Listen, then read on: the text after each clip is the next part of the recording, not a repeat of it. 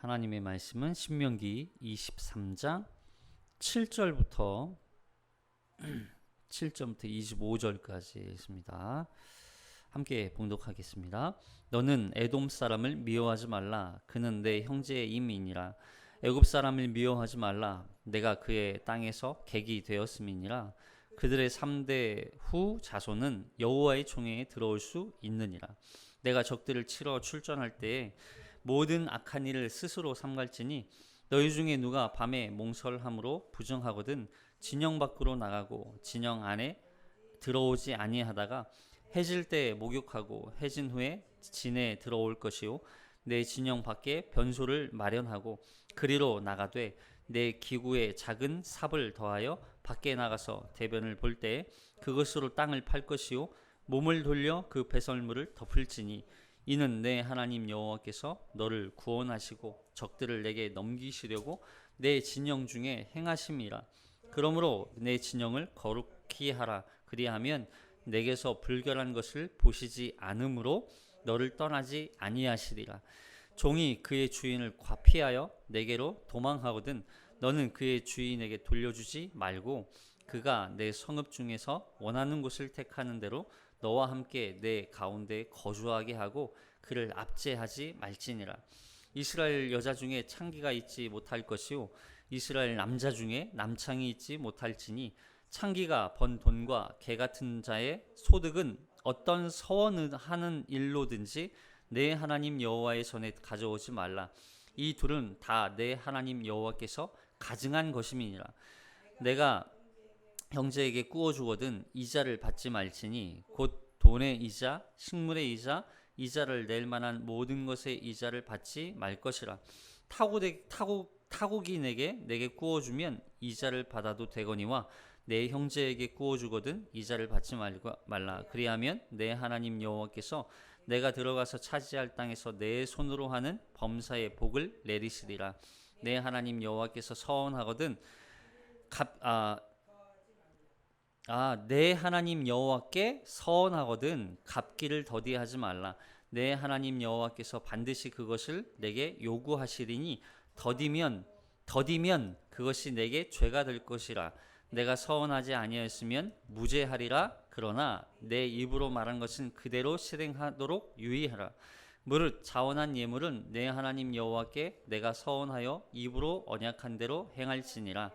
내 이웃의 포도원에 들어갈 때에는 마음대로 그 포도를 배불리 먹어도 되느니라. 그러나 그릇에 담지는 말 것이요 내 이웃의 곡식밭에 들어갈 때에는 내가 손으로 그 이삭을 따도 되느니라. 그러나 내 이웃의 곡식밭에 낫을 대지는 말지니라. 아멘. 이 말씀에 은혜 있으시기 바랍니다.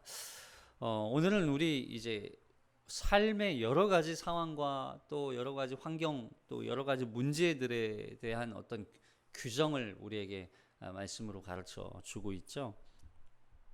우리가 지난 시간에 이 여호와의 총회에 들어오지 못하는 부류의 사람들에 대해서 우리가 함께 살펴봤어요.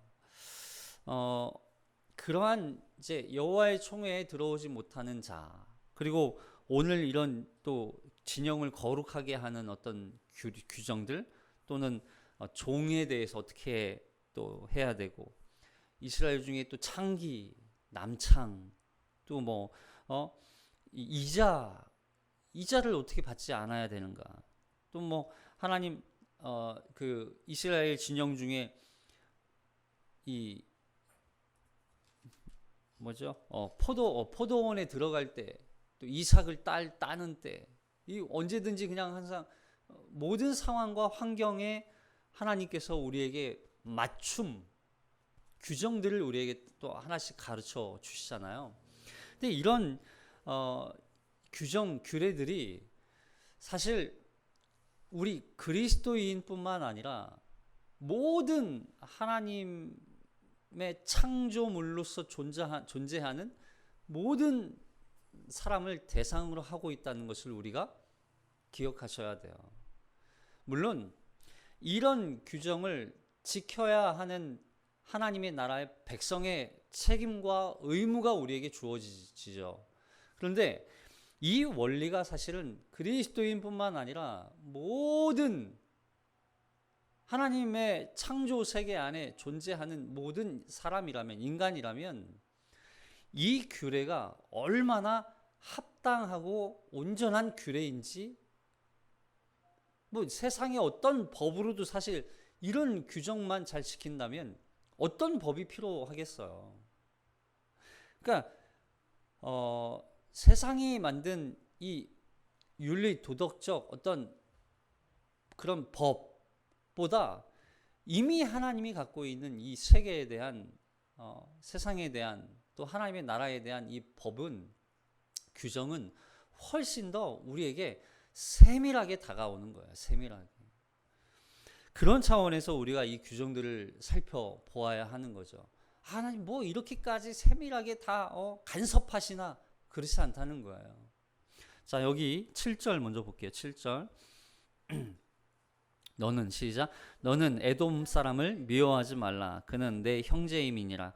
애굽 사람을 미워하지 말라. 내가 그의 땅에서 객이 되었음이니라. 그들의 3대 후 자손은 여호와의 총회에 들어올 수 있느니라. 이 여호와의 총회에 또 들어올 수 있다고 여기서 이야기하죠. 이 에돔 사람을 미워하지 말라. 그리고 애굽 사람들을 미워하지 말라. 여러분, 사실 에돔 사람과 애굽 사람들은 이스라엘 백성들이 가나안 땅을 향하여 이 여정 속에서 도움을 주기는커녕 오히려 좀 더 고난을 준 민족들이에요. 더 힘들게 만든 민족들이에요. 근데 그럼에도 불구하고 그러한 에돔과 애굽을 미워하지 말라는 거예요. 왜요? 미워하지 말라 그러면서 뭐라고 말씀하세요?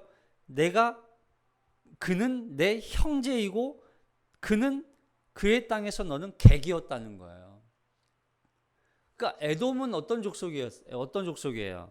에돔은 이삭의 첫째 아들 야곱의 형이죠. 에서의 족속이에요. 에서의 족속. 그런데 이 에서의 족속이 이스라엘 백성들이 이 에돔 땅을 지나가야 하는 상황이에 이 에돔 왕에게 우리가 이 땅을 좀 지나갈 수 있도록 요청을 합니다. 근데 그때 에돔 왕이 그걸 거절하죠. 여기 민수기 20장 14절에 보면, 민수기 20장 14절 시작. 모세가 가데스에서 에돔 왕에게 사신을 보내매 이르되 당신의 형제 이스라엘의 말에 우리가 당한 모든 고난을 당신도 아시거니와 우리 조상들이 애굽으로 내려갔으므로 우리가 애굽에 오래 거주하였더니 애굽인이 우리 조상들과 우리를 학대하였으므로 우리가 여호와께 부르짖었더니 우리 소리를 들으시고 천사를 보내사 우리를 애굽에서 인도하여 내셨나이다.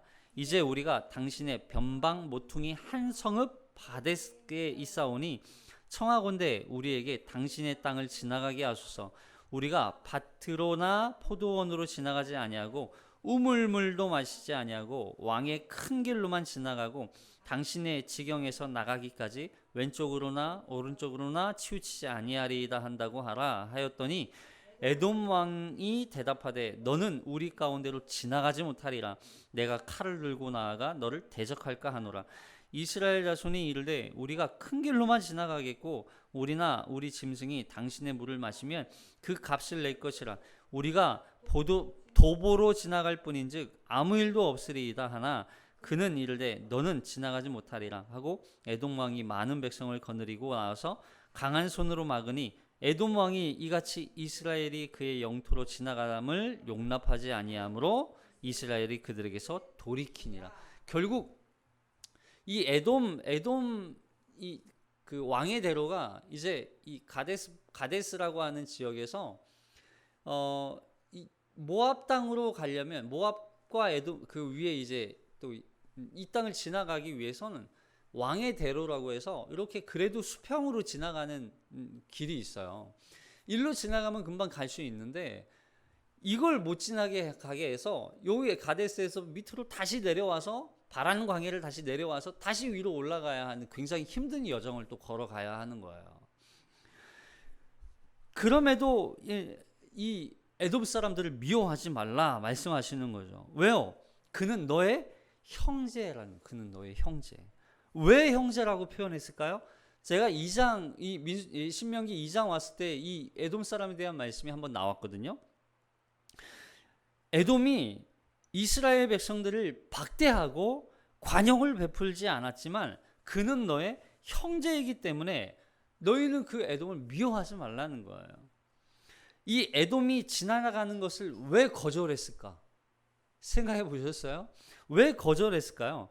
이 에돔의 가데스라는 지역은 왕의 대로가 있어요. 그래서 굉장히 다른 지역에 비해서 그래도 좀 평탄합니다. 이 산악지대거든요. 여기가 사막과도 같은 지역이기 때문에. 그리고 그 위에 사해가 있어요. 그래서 굉장히 척박한 땅이에요.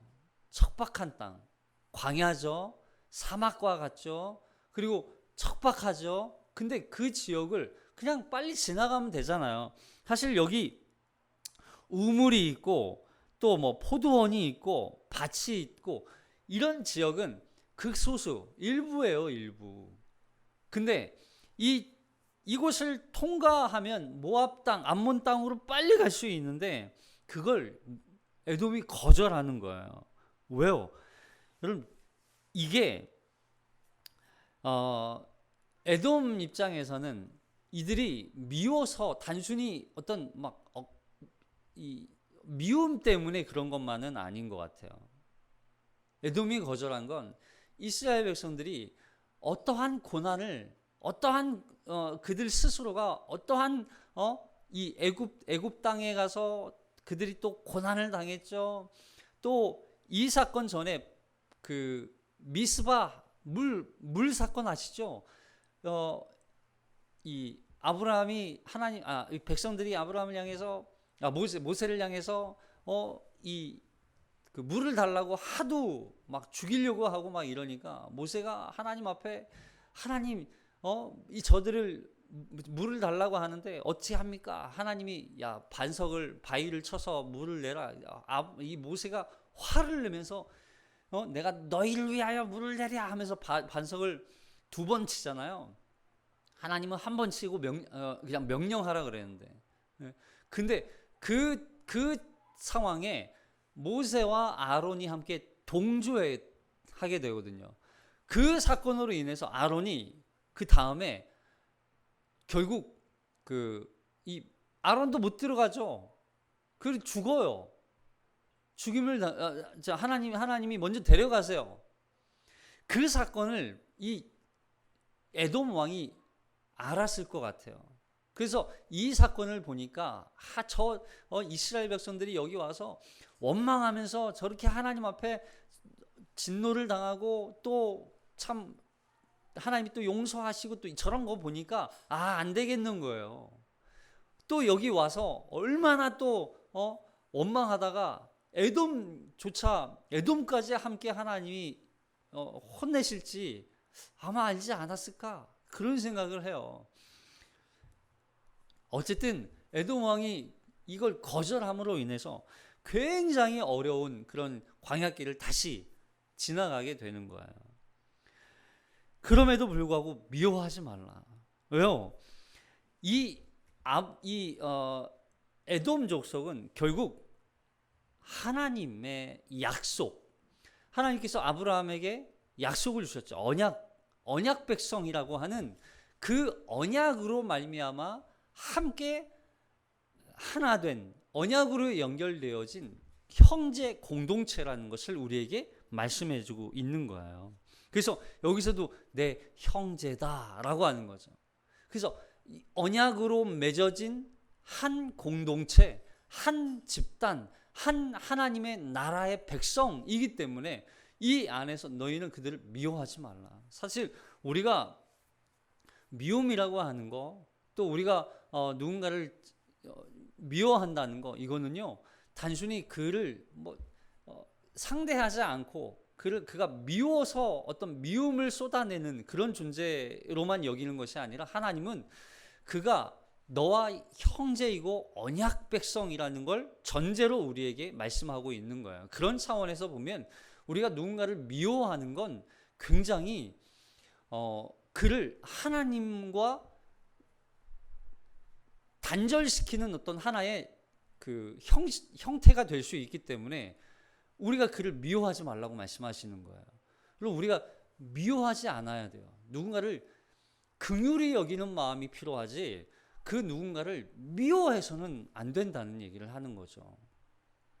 자, 그러면서 9절에 참 독특한 말씀이 기록되어 있어요. 9절에 보면 자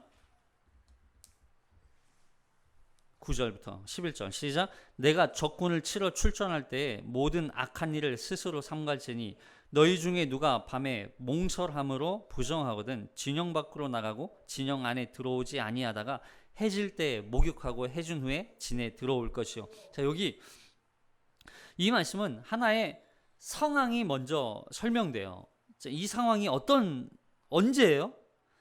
적군을 치러 뭐 할 때? 출진할 때. 그러니까 적군을 치러, 그러니까 전쟁을 앞두고 하는 거예요. 전쟁을 앞두고. 전쟁의 상황. 그래서 군인들이 이렇게 함께 모여서 진영을 만들어서 준비하고 있는 상황이에요. 그때 모든 악한 일을 스스로 삼갈지니라고 말하면서 뭘 설명하는 거예요? 누가 밤에 몽설함으로 말미암아. 몽설이라는 표현이 나오죠. 이 몽설은 이 여러 의견이 있지만 보통 이 잠잘 때 무의식 중에 남자들이 사출되는 경우가 있어요. 몽유병을 얘기하는 게 아니고 몽유병을 얘기하는 게 아니라 몽설. 그래서 잠자는 중에 자기도 모르는 사이에 남자 같은 경우는 이 정액이 사출되는 경우인 거죠. 이것이 주로 이제 여성보다는 남성에게 많이 일어난다고 해요. 그래서 근데 이게 의학적으로 남성의 이 생리상 아주 자연스러운 현상이기 때문에 이게 있다고 해서 이게 왜 부정한 행위가 될까? 이게 왜 부정해질까? 이게 굉장히 의문이 드는 상황인 거예요. 근데 이것에 대해서 신명기 23장에서는 부정하다 이렇게 말을 하는 거죠. 왜 이 몽설을 오늘날로 조금 이제 바꿔서 표현하면 몽정이라고 이제 말할 수도 있어요. 왜 이걸 부정하다고 말씀하셨을까? 자, 이 말씀을 레위기 가서 한번 볼게요. 레위기 15장 16절 시작. 남자가 정액을 흘리면 그가 자기 온몸을 물로 씻어야 한다. 그래도 그 사람은 저녁 때까지 부정하다. 이 번역을 다른 번역, 공동 번역에서는 어떻게 표현했냐면 이 정액을 고름이라고 표현하기도 했어요. 그러니까 단순히 자다가 꿈을 꾸는 어떤 그런 꿈이나 어떤 이게 뭐라고 설명할 수 없지만 어쨌든 이게 의식하지 않은 상태에서 어떤 자극에 의해 이게 정액이 그냥 사출되는 것뿐만이 아니라 정액뿐만 아니라 이 성기를 통해서 고름이 나오는 상황이 함께 포함되어 있는 거예요. 그러면 이게 단순히 남자의 어떤 신체적인 건강의 문제가 이 안에 포함되는 의미가 담겨 있는 거예요. 그러니까 단순히 정신적이고 어떤 무의식적이고 이런 것만 신체적인 것만 얘기하는 것뿐만 아니라 이 남자가 이 성기에 어떤 불결한 문제가 생긴 상황까지 설명하는 거예요. 그러니까 단순히 그냥 몽정만 이야기하는 건 아니라는 것이죠. 그러면 이 사람으로 하여금 어떻게 될까요? 그 공동체가 지금 전쟁을 위해서 이 남자들이 함께 모여 있는 상황. 근데 그 상황에 누군가가 이러한 신체적인 어떤 문제가 생겼어요. 의학적 병이 생겼어요. 쉽게 말해서 병이 생겼어요. 그러면 이 병을 그냥 단순히 아무것도 아닌 병처럼 그냥 놔두고 전쟁을 계속 하게 만들 것이냐, 아니면 이걸 적극적으로 치료할 수 있도록 시간을 줄 것이냐의 문제인 거예요. 전자예요, 후자예요? 후자죠. 그래서 이 말이 부정하다 이렇게 표현을 하고 있는 거예요. 그래서 여기 이 부정하다는 말은 단순히 이 남자가 저 남자는 죄인이야, 죄를 지었어, 죄 때문에 이래, 그가 죄야, 그건 몽정한 건 죄야, 고름이 사출된 건 단순히 그냥 넌 죄야 이렇게 얘기하는 게 아니라 그가 심판받아야 한다는 그런 의미라기보다는 부정하다는 말은 하나님과 어떤 관계적으로 하나님과 가까이 갈 수 없다라고 하는 차원에서의 부정인 거예요. 그래서 이 몽설로 인하여, 여러분 몽설은 정액이 사출되는 거니까 이걸로 인하여서 우리가 앞서서 살펴봤지만 항상 어떤 그 다말도 마찬가지였고, 여러분 항상 이 몽정 정액에는 뭐가 있다고 그랬어요? 씨가 있다고 그랬어요. 씨, 생명이라고 하는 씨가 있단 말이에요. 그래서 그 씨가 사출됨으로 말미암아 아무 의미 없이 허비된 거, 그래서 상실되었다. 이게 상실되었거나 또 고름이 나올 만큼 자기 몸에 대한 성결이 지켜지지 않았다는 거예요. 그래서 그 일로 인하여서 결국에는 부정해졌다. 그래서 부정하기 때문에 너는 그 부정함을 어떻게 해야 돼요? 씻어야 된다는 거예요. 씻어야 된다. 그래서 이 여성의 이 생리기간도 레위기법으로는 뭐라고 말씀하세요? 부정하다고 말씀하시는 거예요. 그 여인이 죄가 있다고 말하는 게 아니죠. 그 어떤 그 생리로 인하여서 그 피의 어떤 부정함, 그 피가 그 생명을 잉태할 수 없는 상태가 되었기 때문에 부정해졌다는 걸 말해주는 거죠. 그런 차원에서 부정함인 거예요. 그리고 그 부정함이 단순히 그 한 사람에게만 그치는 것이 아니라 부정함이 어떻게 돼요? 전염될 수 있기 때문에. 그래서 의학적으로 이 생리기간 때 쏟는 이 피가 그렇게 좋은 피가 아니라면서요. 또 그래서 그 피로 인하여서 또 다양한 또 여러 가지 합병증이 생기는 여성분들도 계시다고 하더라고요. 이게 이제 어떤 다시 몸 안으로 다시 들어간 어떤 그런 잘못된 그런 질병이 생기는 경우도 있다고 하더라고요. 그래서 이 부정함이 깨끗해지는 방법은 진영 밖으로 어떻게 해요? 나가서 진영 안에서 함께 그게 전염되지 않도록 하기 위해서 진영 밖으로 나가서 언제까지? 해질녘까지. 그러니까 하루 종일 그 진영 밖에서 기다려야 돼요. 대기해야 돼요. 그리고 진영 밖까지 기다렸다가 해질녘까지 기다렸다가 몸을 씻어야 비로소 깨끗해질 수 있는 거야. 그러니까 부정함은 죄가 아니라 부정함은 깨끗해져야 하는, 정결해져야 하는, 깨끗해져야 하는 그런 상태인 거예요.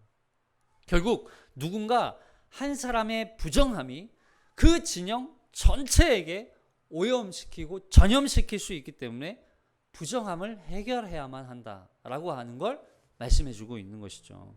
그러면서 여기 12절에 변소를 만들어야 된다고 말씀해요. 참 어떻게 이런 말씀까지 하나님이, 그러니까 결국 그 성경적인 어떤 삶의 방식만 잘 따라도 여러분 우리가 위생의 문제로 인하여서 질병에 걸리는 일을 사실 별로 없을 것 같아요. 과거의 유럽 시대는 그냥 막 길가에다가 아무데나 그냥 똥오줌 싸고 그거 피하고 다니기 위해서 결국 개발된 만들어진 신발이 하이힐이잖아요. 그 하이힐은요 원래 남자들도 신었어요. 가는 곳마다 소변 대변이 막 다 그냥 질비하니까 이거 피하고 다니기 위해서 이렇게 큰 신발이 아니라 하이힐을 신었던 거예요, 사실은. 그죠?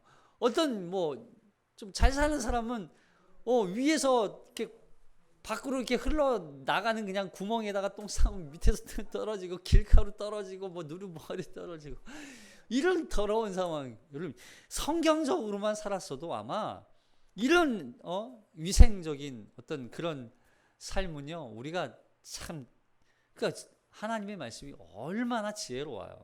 하나님의 말씀이. 자, 그러면서 볼게요. 자, 12절부터 변소를 만드는데 진영 밖에 변소를 만들어라 이렇게 말씀하시죠. 그리고 그 대변을 볼 때는 또 삽 하나 들고 땅을 파서 몸을 돌려 그 배설물을 덮으라고 말씀하세요. 자, 12절. 시작. 내 진영 밖에 변소를 마련하고 그리로 나가되 내 기구에 작은 삽을 더하여 밖에 나가서 대변을 볼 때에 그것으로 땅을 팔 것이요 몸을 돌려 그 배설물을 덮을지니 이는 내 하나님 여호와께서 너를 구원하시고 적군을 내게서 넘기시려고 내 진영 중에 행하심이라. 그러므로 내 진영을 거룩히 하라. 그리하면 내게서 불결한 것을 보시지 않으므로 너를 떠나지 아니하시리라. 아멘. 자, 여기 그러니까 전쟁 중에 전쟁 이제 진영에서 전쟁을 준비하고 있는 상황에서 대변을 보러 가려면 어떻게 하라고요? 항상 한 손에는 무기를 들고, 여기 보니까 내 기구라고 하는 게 이 하나의 이제 그 벨트 같은, 그 전쟁 나가려면 이렇게 이렇게 몸에다가 이렇게 두르고 있잖아요. 그러니까 이런 그 기구에다가 작은 삽을 하나를 더 끼는 거예요. 그래서 이 작은 삽 하나를 끼고, 그리고 이 기구에는 여러 가지가 이미 달려있죠. 무기가 달려있는 상태예요. 그러니까 한쪽에는 무기가 있고 한쪽에는 삽을 끼고, 그렇게 해가지고 진영 밖에 나가서 대변을 보라는 거죠. 그리고 그것을 대변을 본 다음에는 땅을 파서 그걸 덮으라는 거예요. 근데 덮을 때 몸을 돌려서 덮어요. 그러니까 무슨 얘기냐면 대변을 본 그 배설물을 보면서 덮는 게 아니라 몸을 돌리고 덮으라는 얘기예요. 왜요? 배설물이 뭐예요? 배설물이 정결하지 않은 부정한 것이기 때문에 부정한 것을 덮어 보지 않는 것처럼. 그래서 이 말씀이 여기서 나오죠. 그러므로 내 진영을 거룩히 하라. 그리하면 내게서 불결한 것을 보시지 않으므로 너를 떠나지 아니하시리라. 그러니까 우리가 그걸 보지 않고 덮는 것처럼 하나님이 우리의 부정함을 보지 않으시겠다는 의미인 거예요. 하나님이 우리의 부정함으로 말미암아, 그럼 만약에 우리가 부정하면 하나님이 우리를 떠나시겠다는 얘기인 거죠. 그래서 우리가 그걸 보지 말고 몸을 돌려 덮어 그걸 보지 않고 그 진영을 거룩하게 할 때에 하나님이 우리의 부정함으로 말미암아 우리를 보지 아니하시고, 부정함을 보지 아니하시고 우리를 덮어 주신다는 그런 의미가 이 안에 담겨 있는 거예요. 그래서 이 진영을 거룩히 해라. 왜냐하면 이 전쟁은 누구의 전쟁이에요? 하나님의 전쟁이에요. 이 가나안 정복 전쟁은 하나님의 전쟁이기 때문에 하나님의 명령, 하나님의 뜻, 하나님의 계획, 하나님의 어떤 그런 목적을 위해서 우리가 존재하는 전쟁이란 말이에요. 그래서 그 전쟁을 위해서는 반드시 우리가 거룩해져야만 하는 거예요. 깨끗해져야 하는 거예요. 그래서 이 전쟁에서 승리할 수 있는 방법은 우리가 어떤 무기를 더 많이 갖추고 싸움의 기술을 더 얻고 뭐 이걸 더 키우고 이런 차원의 문제가 아니라 우리가 부정해지느냐 부정해지지 않느냐의 문제인 거예요. 여러분, 하나님의 전쟁은 우리가 부정을 우리에게서 덮어내는 게 승리의 비결이 되는 거예요. 이걸 우리가 어떻게 적용할 수 있어요?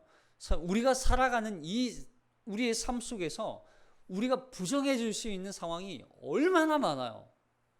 때로는 스마트폰 하면서도 스마트폰에서 얻을 수 있는 부정함들이 너무 많죠. 눈으로 보여지는 어떤 그런 것들이 있고, 게임 때문에 생기는 그런 것들도 있고, 또 그냥 우리가 뭐 매체, TV나 뭐 이런 것들을 통해서도 부정해질 수 있는 요소들이 얼마나 많아요.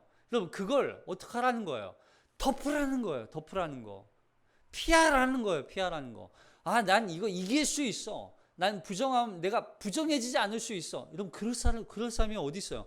여러분, 세상 살면서 우리가 그 수많은 유혹들 앞에, 그 수많은 음란함들 앞에, 그 수많은 어떤 술 중독, 뭐 중독들 앞에, 수많은 그 세상 유혹들 앞에서 우리가 어떻게 이길 수 있어요? 여러분, 그걸 덮으라는 거예요. 보지 말라는 거예요. 우리의 눈으로 그걸 직접 쳐다보고 그걸 이길 수 있다고 말하지 말라는 거예요. 덮어야 돼요. 그래서 여러분, 우리가 죄는요 피해야지 그거와 맞서서 우리가 이길 수 있다고 생각하면 안 돼요. 피하는 거예요. 피하는 거. 보지 않는 거예요. 애초에 보지 않는 거예요. 애초에 보지 않는 거. 그때 우리가 이 전쟁에서 하나님의 승리를 우리가 맛볼 수 있게 되는 거예요. 하나님의 승리를. 자, 그러면서 9절에 보니까 이 모든 악한 일을 스스로 뭐 하래요? 삼가라, 이렇게 얘기해요. 이 모든 악한 일을 스스로 삼가라. 여러분, 이 표현이 정말 중요한 표현이에요. 이 말을 직역하면 이런 의미가 돼요.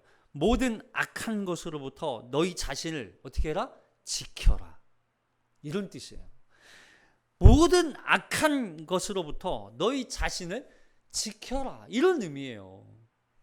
결국 성도가, 그리스도인들이 성결의 의무를 태만히 하는 것은 어떤 핑계라도 결코 용납될 수 없다는 얘기예요.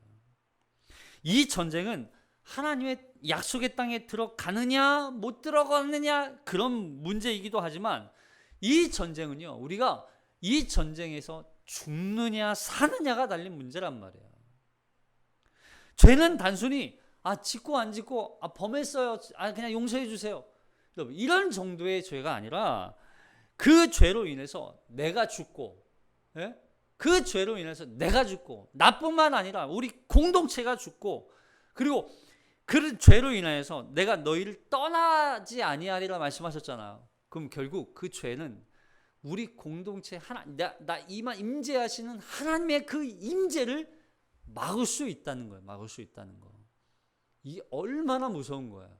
결국 우리가 모든 악한 것으로부터 자신을 지키지 않으면 우리의 공동체, 내 생명 보장할 수 없어요. 보장할 수 없어요.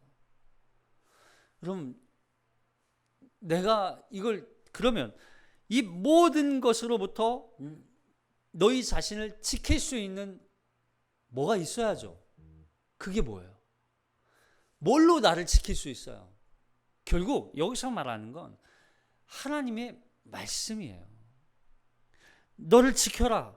어떻게 지켜요? 하나님의 말씀으로 지키는 거예요.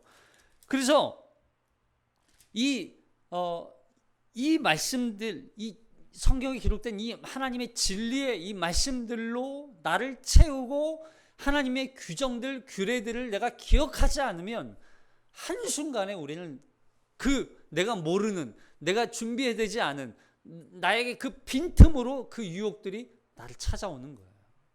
그 유혹 앞에 내가 넘어지게 되는 거죠. 항상 우리는 그래서 말씀을 가까이 하는, 말씀을 가까이. 자, 계속 볼게요. 그러면서 15절부터 이 도망친 종에 대한 말씀이 나와요. 자, 15절 시작. 종이 그의 주인을 피하여 내게로 도망하거든 너는 그의 주인에게 돌려주지 말고 그가 내 성읍 중에서 원하는 곳을 택하는 대로 너와 함께 내 가운데 거주하게 하고 그를 압제하지 말지니라.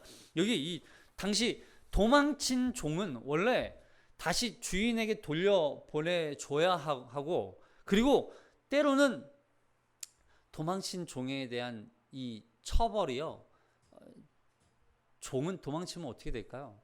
죽임을 당하죠, 결국. 아니면 그렇죠, 채찍에 맞으면 다행이죠. 그 당시에는 발목을 잘랐대요. 그래서 다시는 도망가지 못하도록 만드는 어떤 그런 법들이 있었대요.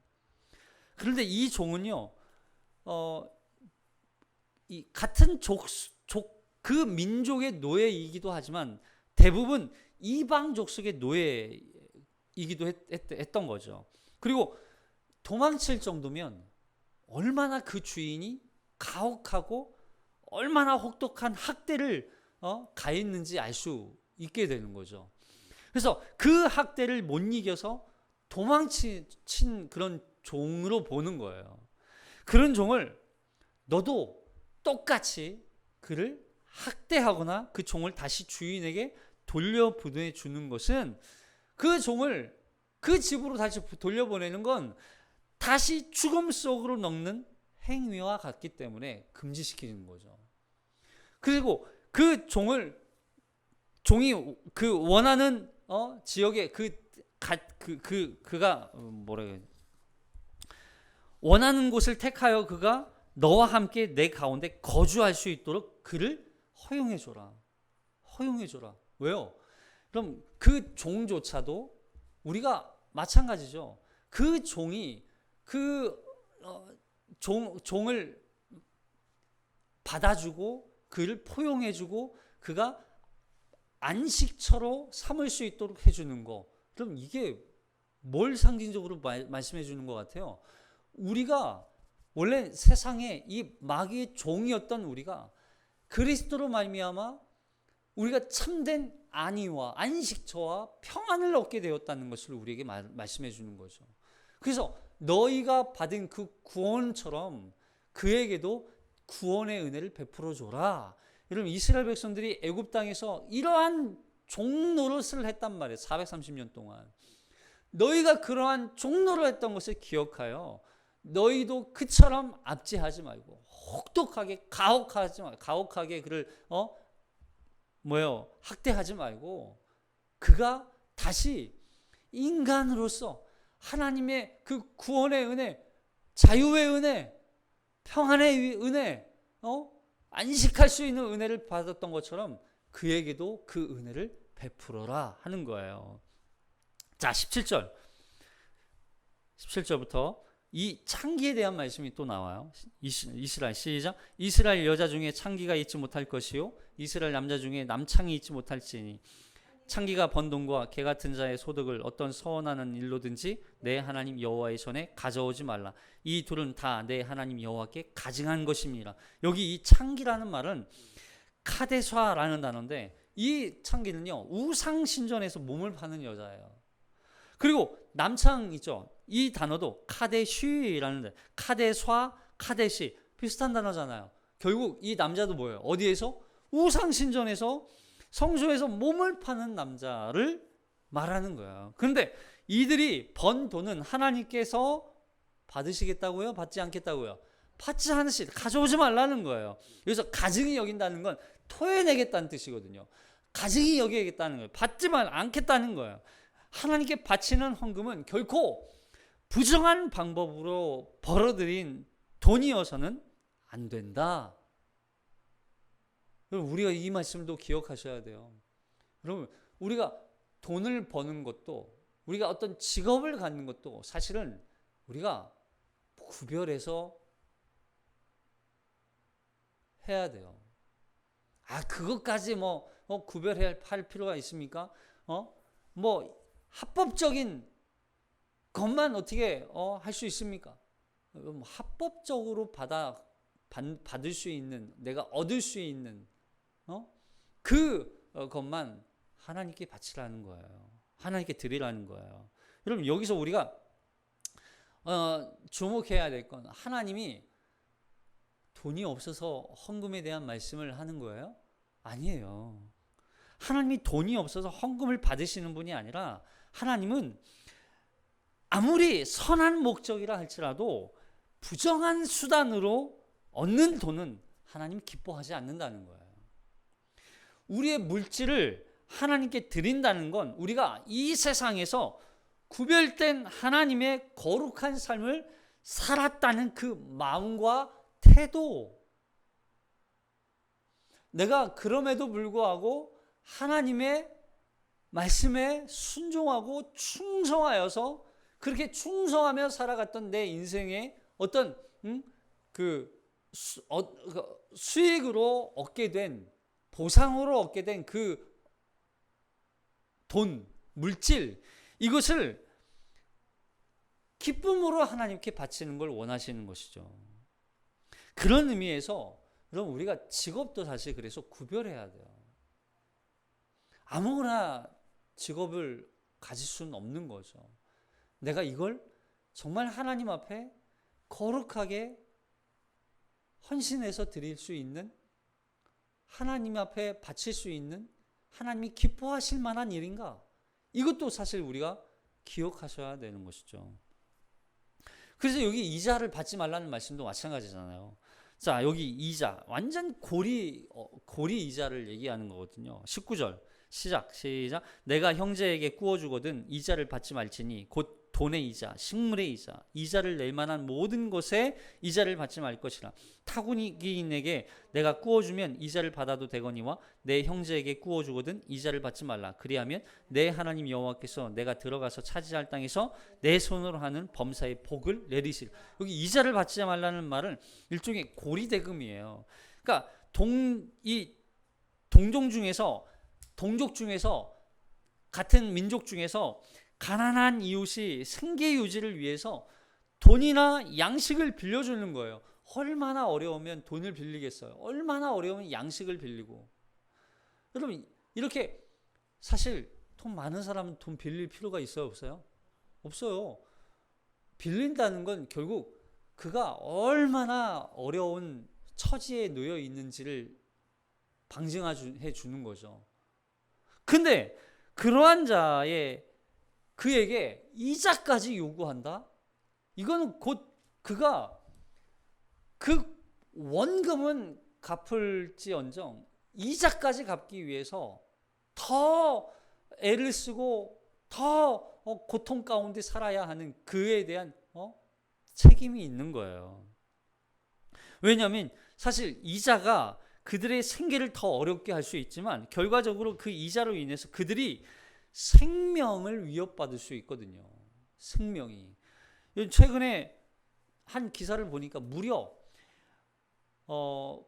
원래 이자가 기준 받을 수 있는 한도가 20%예요. 20%까지 받을 수 있어요. 법적으로. 근데 불법으로 이자율이 5,000%가 되어서 이런 거예요. 결국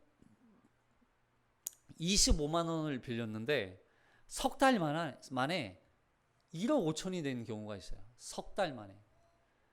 40만 원을 일주일에 이제 일주일 뒤에 갚겠다고 했는데 이걸 좀 못 갚았나 봐요. 이게 점점 이자가 점점 더 쌓여서 눈덩어리처럼 불어나서 결국 14억이 되는 경우도 있어요. 14억.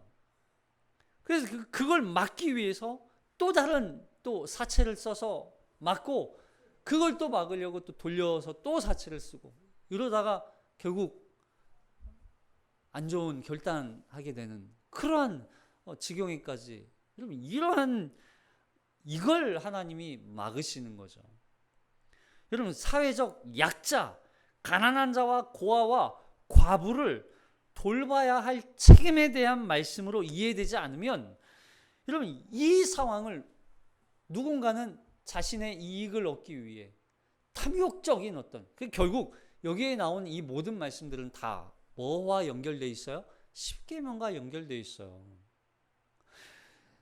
돈을 빌려주고 빌리고 빌려주는 일은 사실 없어야 하지만 만일 그렇게 돈을 빌려줘야 한다면 그가 정말 그 자신의 생계가 해결될 수 있도록 해주는 것이 필요하고 뿐만 아니라 더 나아가서 그가 생명의 위협을 받지 않도록 그를 돌봐야 하는 책임이 그 가운데 있다는 것을 우리에게 말씀해 주는 거예요.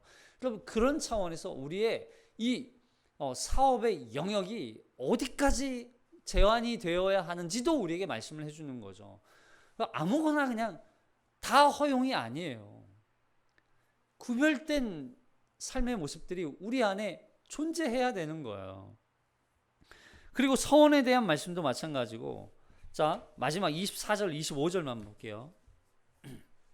24절 25절 시작. 내 이웃의 포도원에 들어갈 때 마음대로 그 포도를 배불리 먹어도 되느니라. 그러나 그릇에 담지는 말 것이요 내 이웃의 곡식밭에 들어갈 때에는 내가 손으로 그 이삭을 따도 되느니라.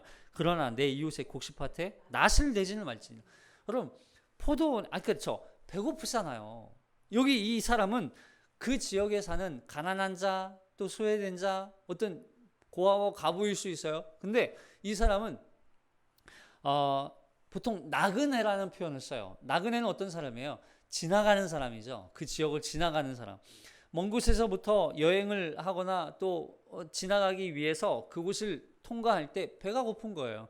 그때 옆에 보니까 이웃이 포도원을 해요. 근데 그 포도원에 들어가서 그걸 먹을 수는 있어요.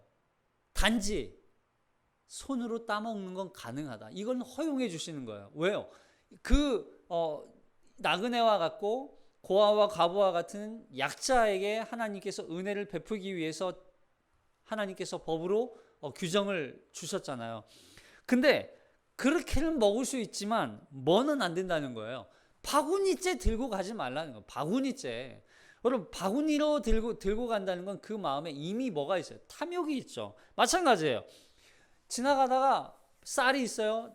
그 쌀이 있어요. 그 쌀을 이렇게 손으로 이겨서 이걸 곡식알을 먹는 건 가능하다는 거예요. 예수님의 제자들도 지나가다가 이걸 손으로 비벼서 이걸 나다를 따먹었잖아요.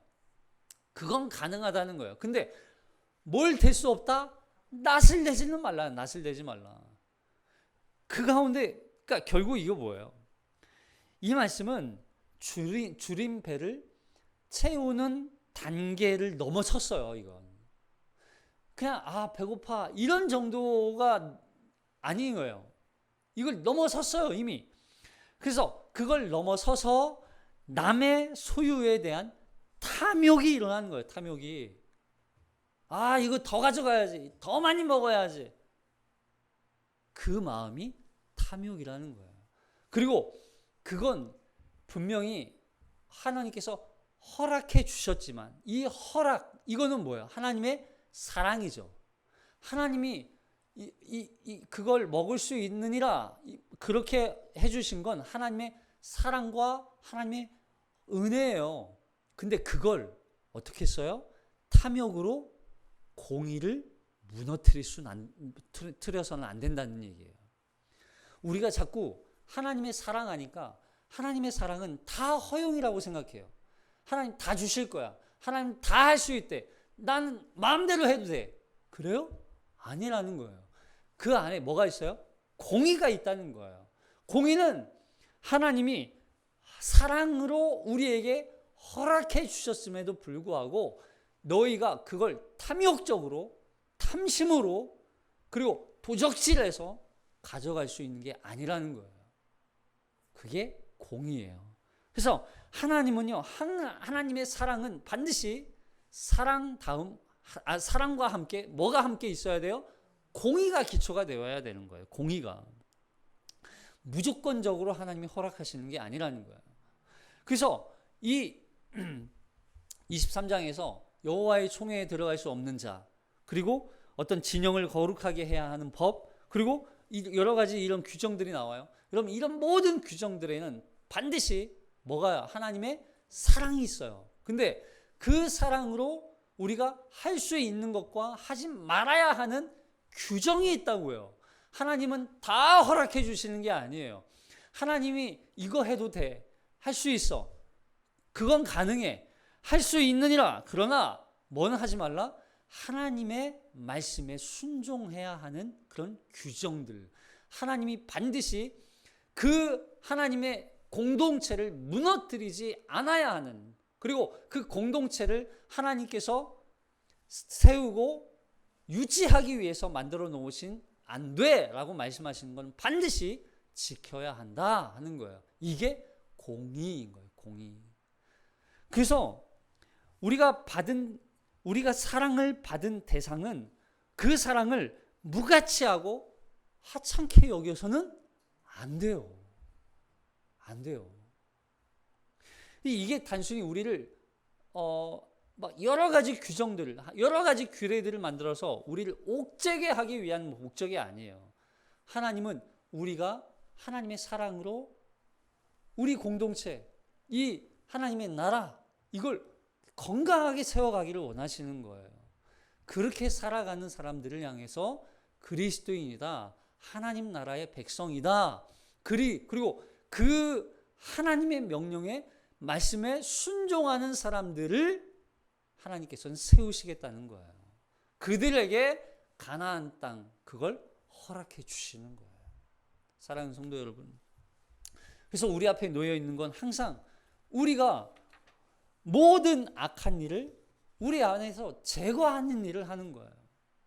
우리가 모든 걸 할 수 있지만, 그러나 모든 우리에게 악이 될 수 있는 거, 더러울 수 있는 거, 가증할 수 있는 거, 그것들을 어떻게 해야 돼요? 다 점점 우리를, 결국 신앙생활은 뭐냐면 지키는 싸움이에요. 지키는 싸움. 부정한 것으로부터 지키는 거. 세상은 우리를 계속 부정하게 만들어요. 그러나 하나님은 우리를 깨끗하게 하기를 원하시는 거예요. 그래서 우리가 말씀에 따라 살 수밖에 없는 거예요. 그래서 말씀을 계속 가까이 해야 되고, 말씀의 가르침을 받아야 되고, 진리를 따라가는 삶, 그 삶이 우리가 거룩하게 살아갈 수 있게 되는 삶인 것입니다. 우리가 한 주를 또 살아갑니다. 여러분, 세상을 보면 참 더러운 게 많아요. 단순히 썩어져 가고, 또 썩은 음식, 또 우리가 보았던 어떤 대변 배설물, 이것만 더러운 게 아니에요. 사람도 더러울 수 있어요. 왜요? 하나님의 말씀이 떠난 자, 말씀대로 살지 않으면 더러울 수 있어요. 가증할 수 있어요. 근데 하나님은 그걸 토해내시는 거죠. 우리는 말씀과 가까이에서 하나님의 규례와 명령의 법도를 따라 살아갈 때 우리가 계속 거룩한 삶을 살아갈 수 있게 되는 것입니다. 우리가 한 주도 말씀에 기초하여 모든 가증한 것을 제하며 믿음으로 거룩한 순례의 길을 걸어가는 저와 여러분이 되시길 주님의 이름으로 축복합니다. 기도하겠습니다.